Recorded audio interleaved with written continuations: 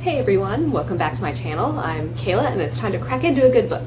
So today's video is going to be a bit of a book haul. I was just going to show you everything that I have acquired since my last book haul. So I just want to preface this video by saying even though I buy a lot of books, that doesn't mean that you should also do that unless you want to. Obviously if you can take advantage of the library, feel free to do that. Book Outlet has kind of wormed its way into me and I can't resist buying cheap books. But anyway, so let me show you what I have. So the first one I'm going to show you is Faker by Sarah Smith. So I won this in a Goodreads giveaway a little bit ago. I think I got it the day or that night that I was filming my other book haul, so couldn't show you then. So our main character works for a power tool company, and she's one of the only, if not the only, female working in this obviously male-dominated workplace. It's gonna be a romance. I'm sure it's I think it's probably enemies to lovers. I don't know. We'll see. It looks fun. I'm excited to read it. This comes out October 8th, so hopefully I will get to it soon and let you know what I think about it. The next book I'm going to show you is House of Salt and Sorrows by Erin A. Craig. So this one was randomly half off at Barnes & Noble the other week. And I talked about this in, I think, my August releases, but it's a dark retelling of the 12 Dancing Princesses. There's some sort of horror, maybe Lovecraftian, I'm not sure. That makes me a little nervous. I'm not big on Lovecraft. So we'll see. I've heard pretty good reviews on it, I think. And also, I couldn't resist. Look at all the octopi. The next book I have is The Arrangement by Robin Harding. So I got this in my Unplugged book box for, what month is August? So I've actually already read this, and I think I ended up giving it 4 out of 5 stars. Basically, it's about a sugar baby and just the general world of sugar daddies and whatnot. There's a murder, so we're trying to figure out what happened. Yeah, the prologue starts off with the main character calling her dad from prison and saying, I've been arrested for murder. So that it kind of starts off with a bang. I really liked it. It was fast paced. It was really interesting. I've never read anything like this before. So yeah, I would recommend reading this. It was really good. I'll talk more about it, I'm sure, in my August wrap up. The next book I have is Gods of Jade and Shadow by Silvia Moreno Garcia. This takes place in the Jazz Age in Mexico, and it's our main character basically releases a death god, a Mayan death god, and he's trying to reclaim his throne, and she goes along and helps them. So I've actually already read this. I think I ended up giving it 3.5 out of 5 stars. I did like it. I didn't like it as much as I anticipated though. And again, I'll go into more detail probably in my August wrap up. I'd say I don't know, NPR has put it on its best of list, I think. So if you're interested in it, I would advise getting it from the library because I just didn't love it as much as I thought I would. It was a really unique idea, just with the Mayan mythology and whatnot, but just execution was not there for me. So the next book I'm showing you is Dark Age by Pierce Brown.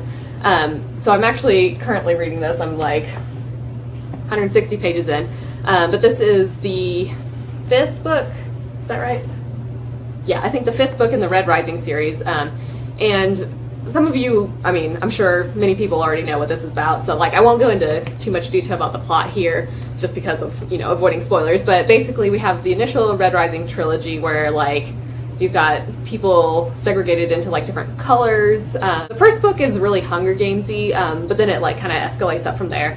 It's just revolution, and it's really good. It's a fun sci-fi series. So this is the second book in the new trilogy, which takes place, I don't know, quite a few years after the initial trilogy. But yeah, it's good so far. This is a ponderous tome, shall we say. But I'm excited to continue reading it. So now I'm going to get into the book outlet part of my my haul to show you, and the reason I placed this order is because Rogue Protocol, which is the 3rd installment of the Murderbot series, was back in stock. And in the previous video I said that this one went out of stock right as I was placing the order, so I was kind of just waiting for this to get back in stock. And then there were some other books that I'll show you that I have been really interested in reading, so I was okay, I have to obviously get free shipping because who wants to pay for that? I don't know what is going on in my brain, but Anyway, so we'll start with this. I mean, third installment of the Murderbot series. We're, I think, obviously continuing the story, and I don't want to spoil too many things for the series, but this is a really great series. I've read books 1 and 2 so far, and I think gave both of them 5 out of 5 stars. So it's really enjoyable.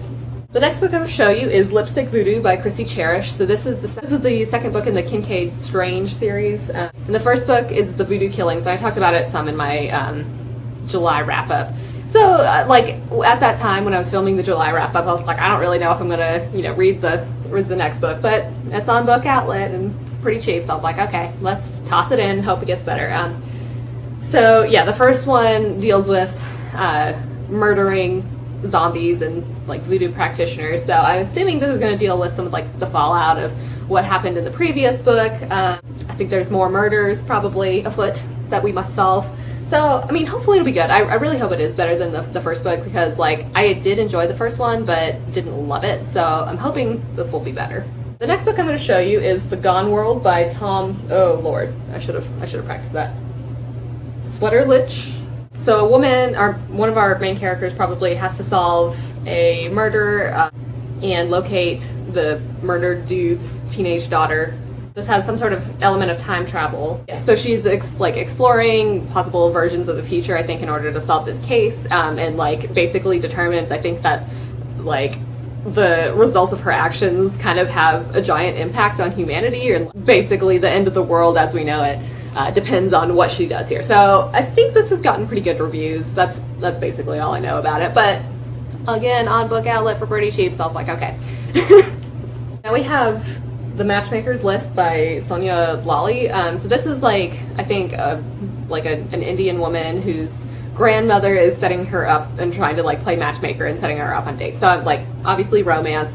I'm sure she will find happily ever after, because like, that's generally what happens in these things. But, maybe I'll be surprised. Our main character goes on a lot of dates and, like, maybe isn't so thrilled about it, so she's, like, trying to kind of escape that whole thing without, like, breaking her grandmother's heart. So hopefully it's, like, just gonna be, like, a fun romance, quick, easy read.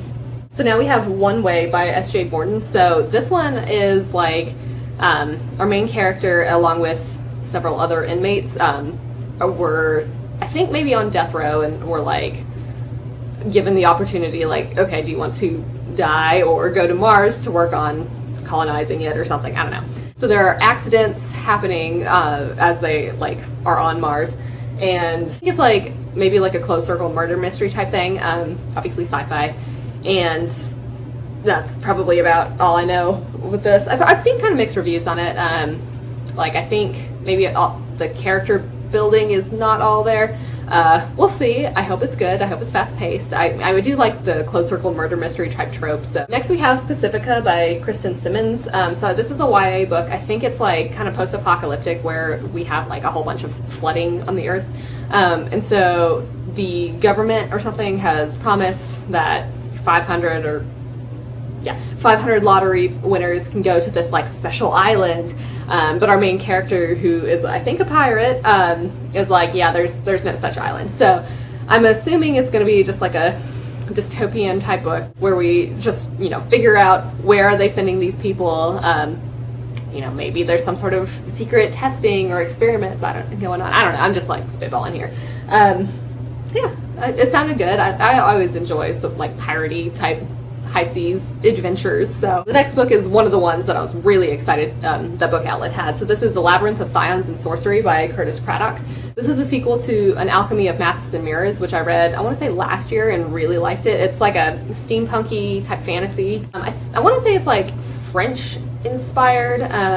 Our main character is really intelligent, but I think, if I'm remembering correctly, like one of her arms is kind of like shriveled and she can't use it. But the first book was really good. There were schemes to be foiled. So this one I think has some murders to be solved. But so there's also like an element of musketeers and stuff in it. Our main character's friend / bodyguard is like a musketeer, and he's supposed to protect her, or I can't remember if he's assigned to protect her or just like does protect her. I don't know. Whatever. It's a good series. Definitely like a fun steampunk fantasy with like politics and the strong, intelligent heroine, so that's always fun. So next we have Song of Blood and Stone by L. Penelope. I've heard kind of like meh things about it, but it was $1, so I was like, okay. I think it's like a fantasy with probably some romance. I think, I mean, it says Earthstinger, so there may be some sort of like elemental magic in it. I'm not entirely sure. We must uncover secrets and unlock a mystery that promises salvation in order to like thwart an ancient evil. So that's fun. Hopefully this will be good. Now we have The Anomaly by Michael Rutger. So I think this is like an adventure type book, and the first line is saying basically like our main character is a mix of Indiana Jones meets like X-Files. Ooh, they discover a mysterious cave in the Grand Canyon. That's fun. I'm, you know, from Arizona, so I'm always down with an adventure at the Grand Canyon. So I'm assuming some sort of like evil creature or something is like attacking people, and then it becomes like a survivalist type story. But I'm pretty sure this does have paranormal elements to it. So I'm excited to like read an adventure book like this. I just really like those types of books. The last book I'm going to show you today is The Demon in the Freezer by Richard Preston. So this is a nonfiction book, and this is, I think, just about storing smallpox at the CDC, and just like generally about smallpox. But like I think this guy wrote The Hot Zone, which is about Ebola. But you know, like after making that infectious diseases video, I was like, you know, I kind of want to read more about infectious diseases. So I figured, you know, a nonfiction book could be a fun change of pace. It's pretty short, so it's not going to take me that long to read it. But yeah, it says, I think his books are like written so that they feel more like thrillery and like easy to read instead of just like a dry nonfiction book. So we'll see. We shall see. With that, those are, I think, all the books I'm going to show you today. I hope you enjoyed this video, and let me know if any of these sound pretty interesting to you, or if you've already read them and what you thought. So I think I will wrap it up here and see you guys in the next one.